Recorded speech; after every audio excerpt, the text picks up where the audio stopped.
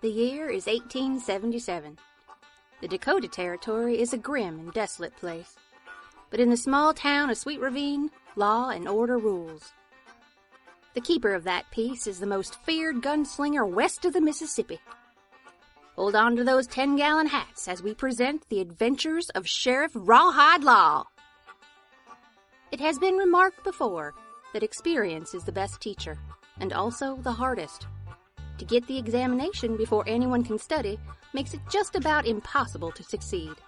However, it is possible to survive, and survivors are blessed with scars we call experience. Of course, it is not always necessary to gain these scars ourselves. When others tell the story of how their scars came to be, we can learn from their experience and thus gain their knowledge without so much pain. This, however, is not a perfect system. Not only do we often fail to learn from mistakes of others, but scars aren't known for their beauty. Some people will go out of their way to hide their scars, so learning from experience also becomes a matter of paying attention. Do you think this is moving too quickly? Trust me, Kitty, I can get this done in a day. We have all the fabric and trim. Just because I'm sewing fast doesn't mean I'm making mistakes. No, not the dress. That's already perfect and you haven't even finished. You are sweet. But take it from a professional seamstress. This dress needs a lot of expert work. Luckily for you, I am an expert, and you have my undivided attention. Nobody's questioning your seamstress skills, Jessie. You did hear her use the word perfect, yes? Well, she should look perfect when she tells the town she's marrying my brother. If you say so. I mean, most of the town saw him ask her to marry him, and since they commenced smooching right then and there, I'm not sure anyone's in doubt about the whole thing. Still, if a formal engagement is how they do things in polite society, I suppose you better look the part of a polite society girl, Pipsqueak. Tomorrow. What's that?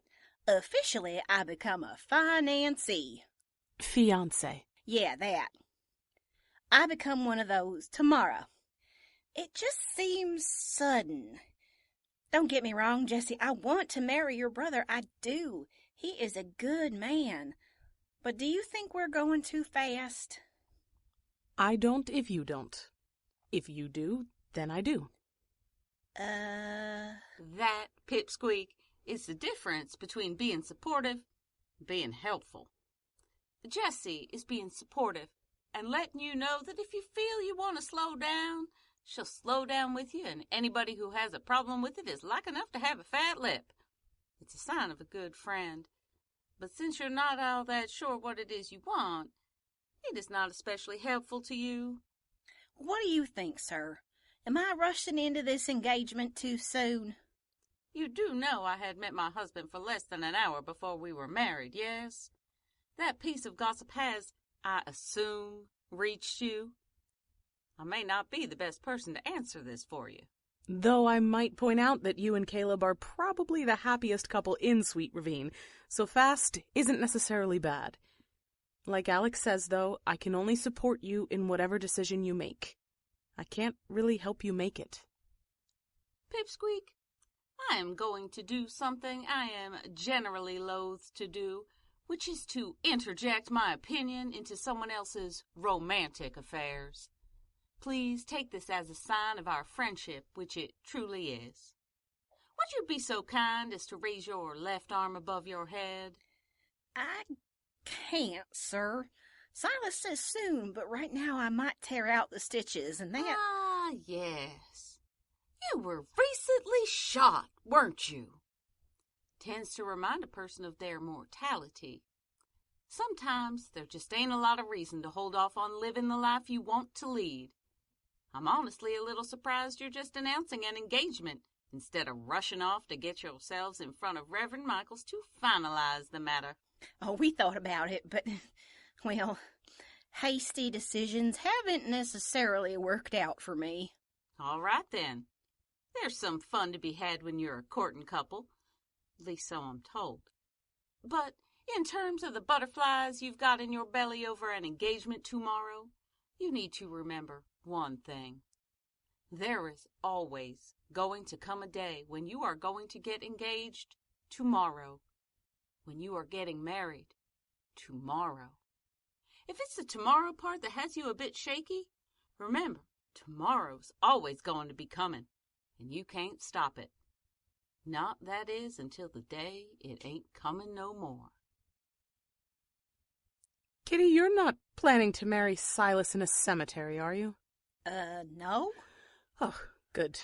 From the mood here, I was a little unsure. I sincerely beg your pardon, ladies. I truly do not wish to disturb you, but I was looking for Sheriff Rawhide Laww. You have found her, stranger. What can I do for you? I'm passing through your town today. Going to bunk up here for the night and head out in the morning. Just came by to drop off my gun while I'm here. All right. This is definitely a new one on me. I've had occasion to put up signs saying all visitors need to turn in their firearms upon entering the town limits, but it has been some time since those signs went down. Even when they were up, I can count on one hand the number of people who volunteered to drop their weapons off instead of making me chase them down. Can you clarify your interest in dropping off your firearms with me when absolutely no one has asked you to do so? My name is Tyrone O'Reilly. Jessie? Kitty? Excuse me for a little bit, if you will. I need to walk this man to the sheriff's office and write him out a receipt for his weapon.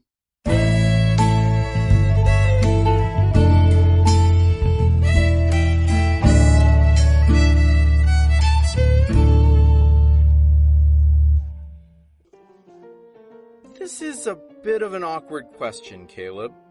You do realize how alarming that statement is given that you're a doctor, yes? Is it? A lot of the questions I would normally consider awkward are off the table given your profession. I wonder if I'm being too rash. You're 18 years old, so I believe that's a safe bet. Well, I mean specifically... Dr. Malone, there are times when a good gambler knows how a man is going to bet before his cards are even dealt. I don't need to wait for the question to tell you the answer, but you don't even need that. You're asking the question of a man who barely knew the woman he married, which means you're only interested in getting one answer. So let's just skip the whole mess and accept how it would have played out. Well, now I have some follow-up questions. No, it is not necessarily bad that you came to me knowing what my answer would be. I suspect you know what you want, and there's no reason I can think of why you should let anybody talk you out of it. So why not ask the fellow who's not gonna? So, do you think... Doc, instead of me, why don't you ask yourself a question? What do you want to do? And if the answer is the thing that you're doing anyway, seems to me it doesn't matter what I think, or that anybody else thinks. Well, except for one person, but she already said yes, as I recall. You know, it would have been faster just to tell me you thought I was doing the right thing. Shows you haven't been paying much attention, Dr. Malone. Oh, like the fact that I didn't realize you were eavesdropping. You want a private conversation? You should consider a table. If you're at my bar, anything you say is within earshot, and you'll find a good bartender is supposed to listen to people. I guess that's fair, but I had to come to the bar. Caleb wasn't sitting at a table. Which you were not paying attention to. Caleb was standing at the bar, leafing through one of those law books he's studying. Can you think of a reason why a man would be standing and reading? It was to discourage you from coming to talk to him. How did he know I would be... Caleb? He reads people a mite better than he does those law books. Setting aside the fact that that's true, when did I become the target here? When folks started coming to you for advice instead of the local bartender. It's part of the job description. I'm lost.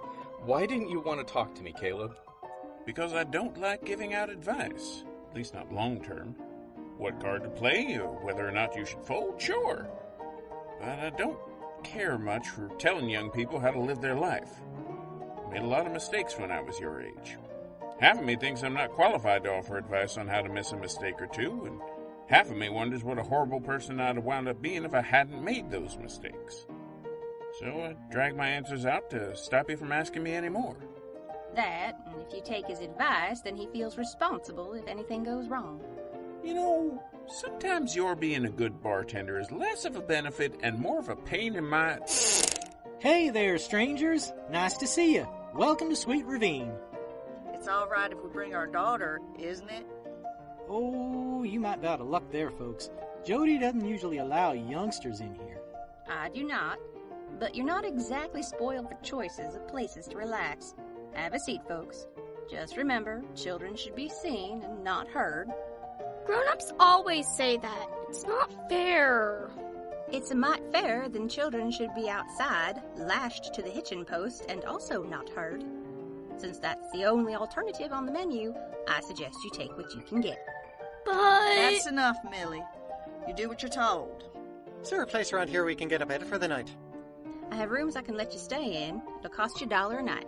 We'll need 2, please. One for the ladies and one for me. Well, that would normally be $2, but since you didn't try to pretend you're married and share one, we'll call it 1.5. We have some stew left if you folks are hungry. Please. And can we have some hot tea? It's been quite a chilly ride. Well, as the man said, welcome to Sweet Ravine. I'll be out in a bit. Sir, you appear to have taken quite an interest in me. Have I done something to offend you? Just looking at an old acquaintance. I'm afraid I don't recall you. No offense meant. And none taken. I wouldn't expect you to remember me. The Atlanta? You served on the Atlanta? No, sir. On the Weehawken. Oh, well, that's different then. Caleb, what's going on? Nothing to worry about, friend. Just something that happened in a different lifetime. You want to tell the story? Your side one? If you like. Sam, one of the ships I spent time on during the war was a little monitor class called the Weehawken. We were blockading Wassaw Sound outside of Savannah, and the South decided they didn't care for that idea. They sent the CSS Atlanta out into the Sound to chase us off or blow us up. But she ran aground. We moved into a position her gun ports couldn't reach. Within 15 minutes of firing the first shot, the captain of the Atlanta surrendered. We cut off 7 shots that day. Every one of them missed. A few months later, they finished repairing her, and the CSS Atlanta was rechristened the USS Atlanta. Even for a war, that always struck me as petty. The petty was always a nice change of pace from the terrifying. But, like I say, that was a lifetime ago. I know you boys did your best, but I'd like to thank you for not killing me that day. Only if you'll let me thank you for the same thing, Mr. O'Reilly. I don't recall dropping my name. Well, I was also in Kansas City back when you had that encounter with Swifty McAfee. You wouldn't remember me. I was just playing cards with him at the time. Was he a friend of yours? I ask because sometimes people get a little touchy about former friends I happen to have had, encounters with. Well, if he had been, the $60 I'd won from him in the game so far would have been the end of that. Caleb, I get the feeling you're holding back some details. Only the gory ones, Sam. Oh, but those are the best ones. Hey there. Wow, can't remember the last time we had so many strangers arrive on the same day. Nice to meet you. My name's... There you are, you snake. Well, that's a fine way to treat someone who's just saying hello. Not you, you old codger. I'm talking to Tyrone O'Reilly. Wait.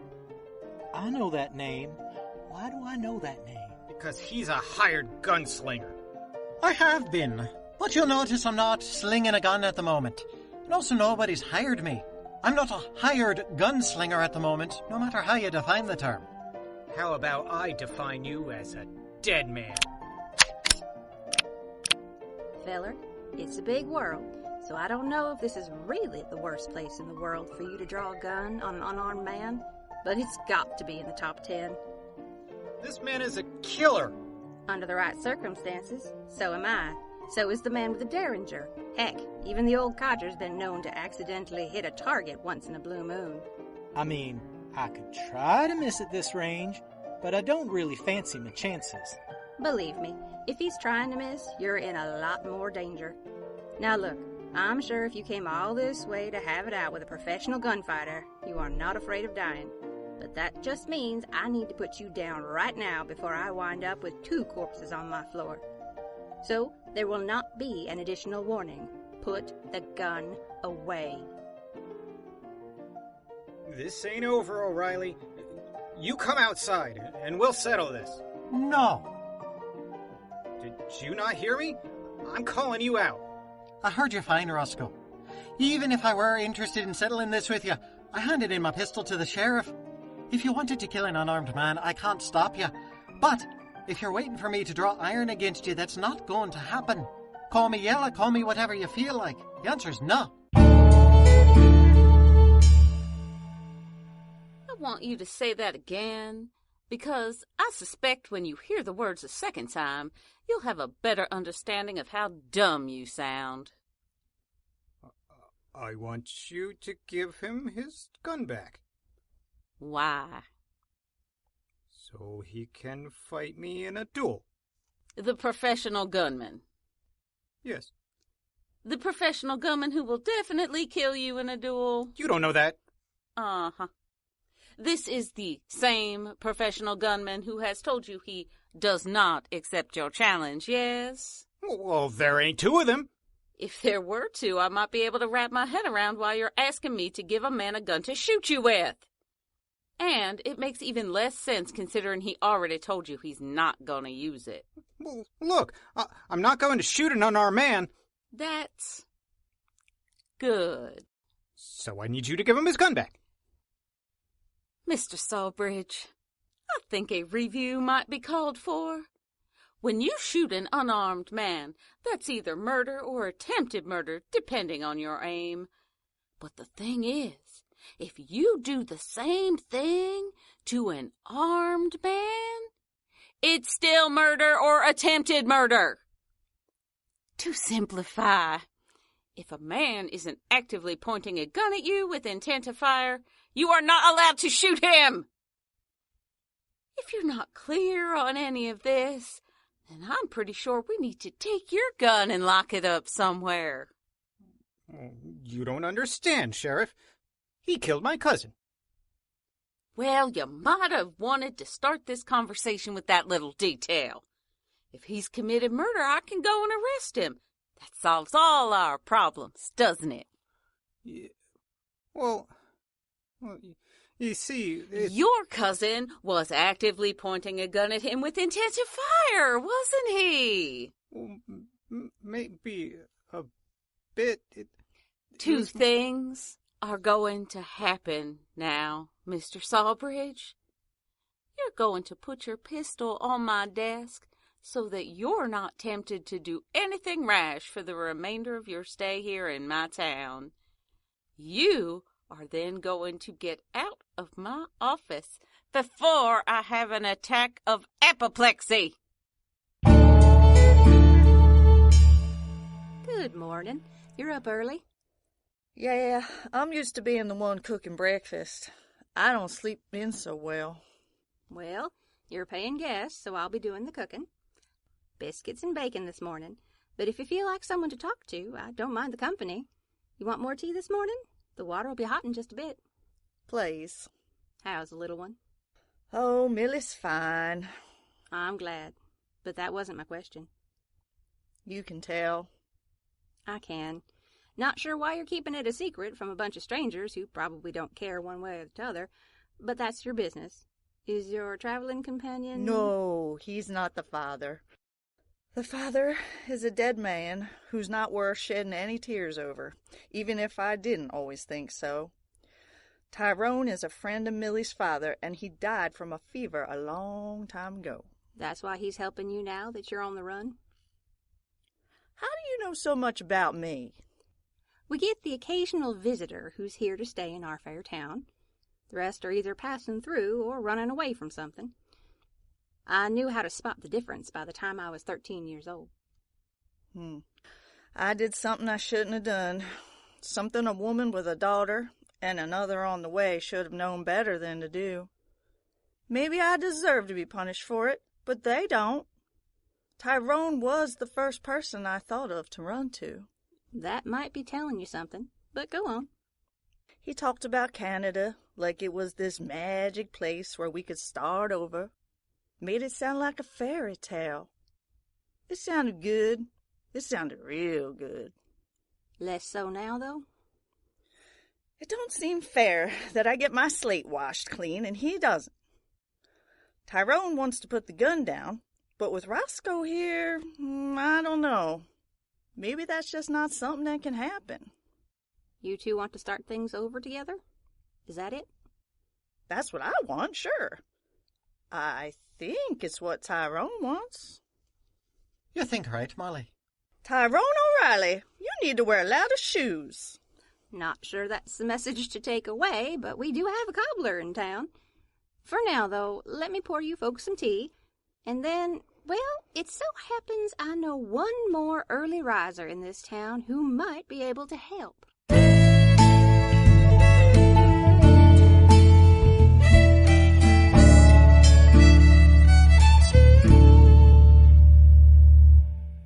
No.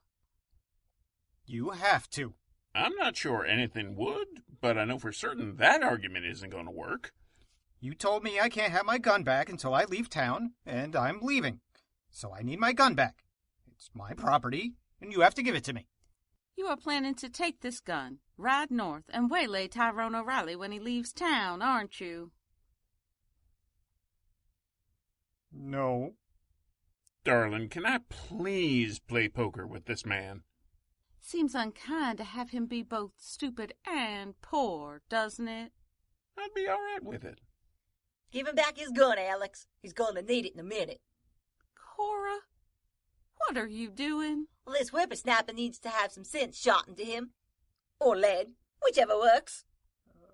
I think I'm missing something. That's bad news for you. Missing is the one thing you really don't want to do.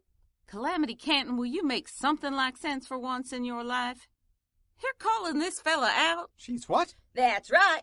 I'm calling him out to a right and legal duel. That's still allowed, ain't it? And why, exactly? How is this any of your business? Because I'm making it my business.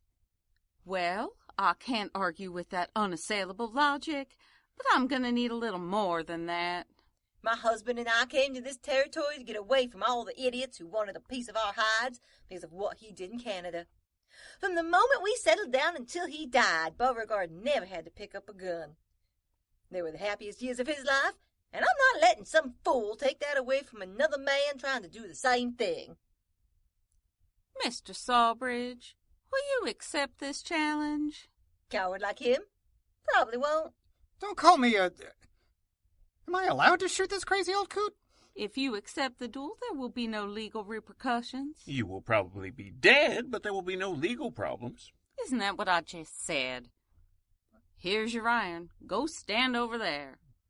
Do I need to do the coin thing, or can I just yell draw? I ain't picky. Just call it, Sheriff. All right. Draw! Ow! Oh, ow! Really? You fanned your pistol, Cora? That's just showing off, isn't it? I'm an old lady. How often am I going to get to show off? Well, this is not how I expected my morning to start. Sorry, Doc. Couldn't be helped. You have some time before the picnic. I'll help you get him to your office. I appreciate it, Caleb. Could somebody get a message to Jesse in the meantime? I suspect I'll need a clean shirt before then.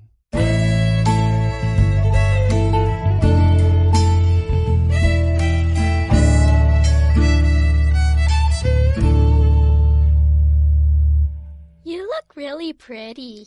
Oh, not a lot of people tell me that. Thank you. You sure you folks don't want to stick around? There's plenty of food at the picnic. I don't think we can stay. Mama says we're going to a new life. She does? Yeah. Well, I had to do that once. You know what I think? What? Ride hard. If I'd have known what was waiting for me here, I'd have put any of those Pony Express boys to shame getting here. It's a little scary, though. Well, you're not wrong about that. But you know what you should do when you're afraid? What? Ride even harder, little missy. Kitty, we're waiting for you. I'm on my way. Excuse me, folks. I'm going to go tell the whole town I get to be married to the sweetest boy in the whole wide world. Most of the time, when we talk about learning from experience, we talk about the warnings. but we can also learn by example which path we want to take. It won't always lead us to the same happy destination, but like as not, it's going to make the journey a mite easier. And if not, well, there just might be a crazy old lady with a gun who's there to help, at least in the Wild West. You've been listening to Rawhide Laww, Episode 12, produced by Seat of Our Pants players, written and directed by Dan Wenzel. Alex was Jill Wenzel. Jessie was Rebecca Scheimer. Kitty was Brianna Kuby.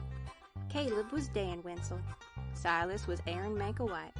Jody was Liz Music. Sam was Rick Tennant. Tyrone was Andrew Dell. Molly was Dana Bonner Andreessen. Millie was Morgan Gastonguay. Roscoe was Adam Gastonguay. And Calamity Canton was Andy Gastonguay. Cowboy Sting and Fig Leaf ×2 by Kevin MacLeod at incompetech.com. Licensed under Creative Commons by Attribution 3.0. Other music and sound effects by www.freesfx.co.uk. Thanks for listening, partners. We'll see you next time.